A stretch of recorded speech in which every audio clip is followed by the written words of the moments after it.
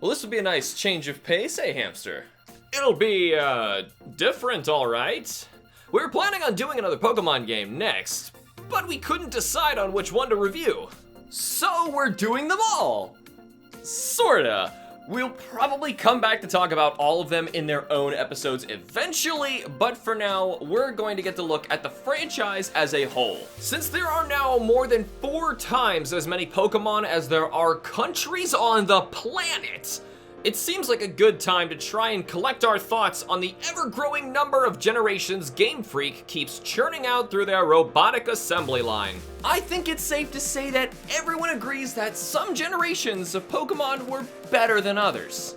No one will agree, however, which were the good ones and which were better off smothered in the crib. Let's try to forget our personal favoritism and instead focus on actual pros and cons of each pair of games for fair evaluation of the generations. Now, before all the angry 12-year-olds with horribly blatant tunnel vision begin typing out their theses on why we're wrong, know that we're going to do something a little different when ranking these games. We'll give each generation the praise and shame we think they're due, going in release order, allowing you to keep an unbiased mind by placing each generation in your own rankings from first to last as you deem the most fair. So don't forget to post your list in the comments section below, as we'll be sharing ours at the end of this video.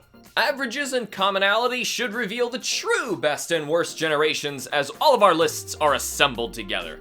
So let's begin. To better appreciate Gen 1, we need to remember that before this, there was nothing. This was ground zero. Everything you know from Pokemon games to come was created here. The sheer amount of creative power behind this project is astounding. Aside from the fact that no other Game Boy release had kids this obsessed for anywhere near this long. This release is attributed to saving the Game Boy and in turn changing the tide for Nintendo as a portable gaming console developer. No other generation has anywhere close to as much bragging rights as Gen 1. For more pros on Gen 1, check out the entire Let's Be Honest video I made on it. Okay, so what? It blew all our minds on the Game Boy. What else were we supposed to talk about? Tetris? Though Pokemon as a franchise was knocking our socks off, Game Freak began doing what we now know them to do best: a bad job. The game falls apart in how it's coded. It's full of quirky bugs, a few game-breaking ones to be fair, but plenty of unintended yet hilarious problems. Psychics were overpowered, special defense equaled your special attack as a single stat, stat modifiers were horribly overpowered, and multi-hitting moves like Wrap were better than Hyper Beam. But picking on this game feels like insulting your grandmother. She can't help that she's wrinkly and fat, but pointing it out just makes you seem like a dick. Adding 100 new Pokemon to the roster and allowing players to begin in a new region was something to be excited about in Gen 2, before it became requirements for the new games going forward. Breeding allowed for obtaining new Pokemon and made choosing the right Pokemon for competitive battling a thing. Real-time day and night cycles changed wild Pokemon and evolutions. Shinies increased time investment in the game and showed off the color functionality of the Game Boy Color. And in possibly the biggest surprise in gaming history, players cried tears of joy after believing they were on their way to the end of the game when discovering they had just rediscovered the Kanto region. Ever since then, fans have begged for multi-regional games like this, but to no avail. Being native to the same console as the first, this game suffers from common sequel symptoms. Changes were subtle, and the only new stuff you got was just simple additional content. By today's standards, this game could have been the DLC expansion to Gen 1. No new real innovations were added other than breeding and day-night cycles and shiny Pokemon, but featuring tons of the original's issues without a care of giving them any attention.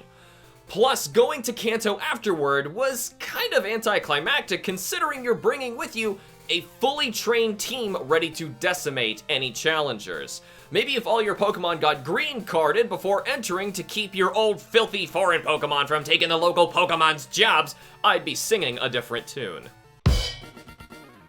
The full-color graphics and music quality jump from Gens 1 and 2 was so substantial, it even trumps the jump to 3D that X and Y felt. With a new 135 Pokemon added and tons of old ones to rediscover in the exotic island of Hoenn, this game blew everybody's minds. Departing from the Game Boy, Game Freak rebuilt Pokemon from the ground up for Game Boy Advance. The games functioned beautifully and the Pokemon designs were full of life and fit the new, colorful world. New concepts were also introduced like double battles, abilities, natures, and contest stats to give the games even more depth and potential for battles and collecting. Due to the much-needed overhaul, Gen 3 cut ties with the first two games, leaving it unable to trade between the two, making it the only trading separation in the entire franchise. Players needed the GameCube's Coliseum and GBA's Fire Red and Leaf Green and all relevant trading and converting cables in order to actually complete the Pokédex. And Team Aqua and Magma were certainly no Team Rocket, with motivations that both seem outlandishly short-sighted and over the top, oddly matching ludicrously similar actual environmentalists. This is also arguably the dawn of the friendly rival. I thought there was something else. Oh yeah, and of course, 7.8, too much water. Moving to the Nintendo DS, the games needed another overhaul, but this time being capable of transferring Game Boy Advance Pokemon to the DS. Environments featured pseudo 3D and moves were now either physical or special and no longer forced into one category based on their typing. The Poké Radar was also added as a post-game item to aid in shiny hunting, and that's about it. I honestly Googled quite a lot searching for more to say. The directionless design of Sinnoh is confusing as all get out. Finding out where to go next sends more confused players to walkthroughs than any other Pokemon game. Cave and surfing encounter rates are absolutely through the roof. Surfing in general is slower than tugging a 747 with a Tonka tricycle. In fact, the entire game seems to play in slow motion as encounters are high, and Pokemon attack and entrance animations go on for a day and a half before battle even starts, making you disabling them an absolute must. Your rival, ironically, wants to move really fast and continuously mocks you for not keeping up. You can practically hear the DS wheezing in pain simply trying to load the game. Luckily, Platinum fixed some of these problems, but the damage dealt to Diamond and Pearl were permanent. It doesn't help my opinion of the game that the majority of my least favorite Pokemon designs originate from Gen 4. We also received several unnecessary baby forms 2 generations late from the breeding train. And even more unnecessary, unpopular, and annoying to perform, evolutions to old favorites, tainting them permanently in the eyes of longtime fans. Team Galactic is also possibly the most painfully backwards and moronic villainous group to ever assault the franchise. This game directly caused the huge "Pokemon isn't cool anymore" drop-off in early 2007. Possibly the worst thing about Gen 4 is the fan base of angry adolescents who believe it to be the best, simply because they played it first. Realizing their many mistakes in Generation 4, Game Freak realized the best way to make a new Pokemon game was to stop decimating their original designs and compromising gameplay over rushed marketing schemes. Gen 5 introduced over 150 new Pokemon in an entirely new region and without including the past Pokemon until its sequels. Regardless of how you feel about this generation, that took some balls. I really admire franchises starting fresh and reimagining what made them great to begin with, as it takes significantly more effort to accomplish than a simple sequel money churn. Animations also took a huge overhaul, as every single Pokemon and character received meticulous sprite animations to flow during combat. Now, these Pokemon designs are some of the most controversial, considering how some are still personal favorites of mine, being absolutely amazing, while others absolutely suck. But granted, the people who are angry about some of the bad Gen 5 designs seem to have forgotten that we have a lawnmower Pokemon. The game's concept may have been rebuilt from the ground up, but literally everything else screams rehashed formulation. The new content we actually got frustrated players by forcing them to act in agonizingly bad B movies before progressing with the story. Team Plasma is PETA. Was this supposed to be a jab at PETA? Also, this is where rivals truly become a thing of the past, and instead we are given straight up friends. Aside from the obvious leap to 3D that Game Freak had been putting off for years, Gen 6 really turned some heads. Though it only added 72 Pokemon, the game flourished by including a vast number of old school Pokemon to appear in each route alongside the new, making the new inclusions each seem special as you attempted to hunt them all down. Which, now that we're on the topic, were actually well designed this time. Quality over quantity, I guess? This is also the first and only Pokemon game to impress me with its story. Well, I guess when anticipating garbage, anything not atrocious seems to surpass expectations. This might just be the easiest Pokemon game ever made. With 2 starters, a massive palette of partner Pokemon to choose from, a Mega Evolution system to boot, gyms and any other challenge standing in your way gets viciously and mercilessly mowed down. And no, I don't consider Mega Evolution to be a good thing. It's good that instead of getting more Gen 4 evolution abominations, we instead got temporary forms, but they completely break the difficulty curve of the game. Having 3 Pokedexes was completely unnecessary and added nothing to the game. The story was clearly written for Y, with the awakening of the Apocalypse Pokemon Yveltal, where confused X-players are tasked with stopping the control copy and pasted Xerneas from giving Pokemon life? Comically, there are still unused areas of the game players assume to be accessed in the events that never came. The re-inclusion of the Poke Radar was a nice gesture, but ended up being nearly impossible to use in the same way as the Gen 4 due to a clunky camera restriction system. Tipping was introduced in a region based on countries that find asking for a tip offensive. It pays to do your homework, kids.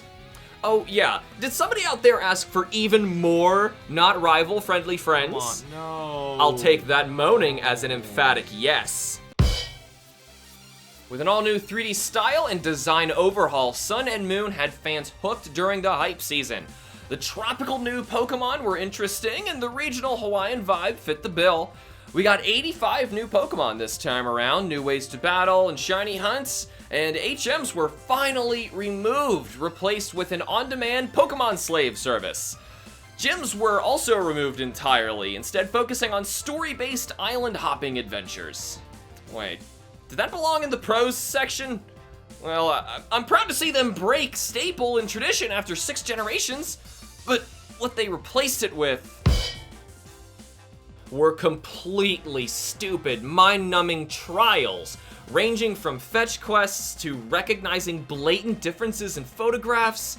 Nothing will make you feel more like a lonely adult at Chuck E. Cheese than these mind-numbingly face-palming trials. The story as a whole is full of cringing plot holes and questioning Game Freak as a developer. Z-moves were also introduced, and I honestly find them nearly as game-breaking as Mega Evolution. Z-moves are basically an I feel like winning now button. Team Skull is cringing incarnate. Your rival is a mentally challenged gopher. And probably the biggest problem with Gen 7 is how horridly rushed the game feels. You reach the final island and realize the developers didn't have time to add any actual content. The game slows down to a halt, as in-game characters even seem to give up on putting any effort forward at all. The post-game was so rushed, they had to release sequels that ripped off Q-Rem's awkward fusion ability that we finally purged from our memory in an attempt to finish the game. All in the good name of holiday release schedules. Nice to know where your priorities are, Game Freak. At least some kids and rich elitist trolls enjoyed it. The wild area and max raid battles were both quite shallow in delivery, but honest attempts at innovation. I honestly struggle to compliment anything more on this game. Maybe your lists can justify this particular generation, but the way I see it, Game Freak had been playing Russian roulette for far too long. and Generation 8 hit that bullet. Where to start? It's undeniable now the massive 2019 PR disaster of this game was due to Game Freak outright lying to its fans, and alongside their continual price gouging with overpriced DLC and multiple costly online services are putting even the most die-hard fans into a pickle. This is not helped by the fact that the generation unfortunately suffers from low-end graphics, textures, LOD, and pop-in, with an uncomfortable amount of bugs and cringy shortcomings, too numerous to mention in a video not exclusively held on the topic. This is also the first instance of an incomplete Pokédex in franchise history, supposedly due to new models and animations, which the game ironically needed for real, pretty direly, as Game Freak lied about this with obvious hindsight to withhold Pokemon from players in order to sell them back later as future DLC, which they also promised they wouldn't be doing. The real con of this generation is the fans losing faith in Game Freak as a company, as they fully turned their attention to the investors instead of the players.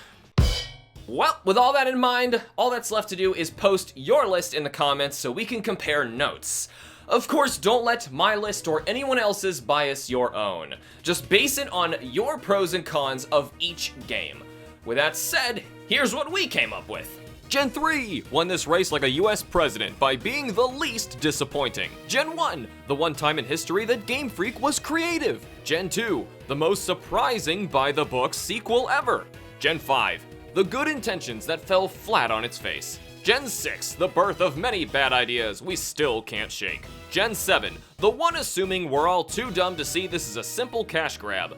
Gen 4, the filthy stain on nostalgia itself. Gen 8, the one that makes you realize that you're in an abusive relationship and she doesn't really love you, she just loves your money, so you should probably consult some psychiatric help before confronting that gold digger with the idea that you should try spending some time apart until she gets her act together and stops treating you like she treats her toilet paper.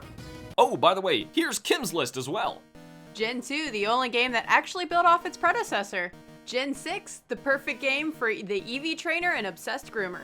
Gen 3, the one with quality and a good challenge. Gen 1, the one that's not as special as we'd like to pretend. Gen 5, the forgotten middle child that tried too hard to be cool. Gen 4, the most horrendously designed. Gen 7, the game that thinks I'm 6. And Gen 8, the one that makes me ashamed to like Pokemon. I guess the point of all this was to show that everybody's rankings will be different. And that's okay! Because if you think that your opinion is better than anyone else's, you're just playing with yourself.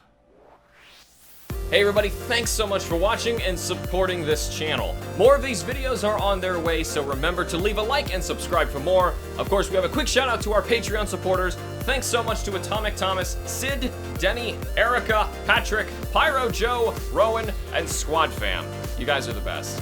Thank you all so much for watching, and I'll see you guys in the next video. Boop.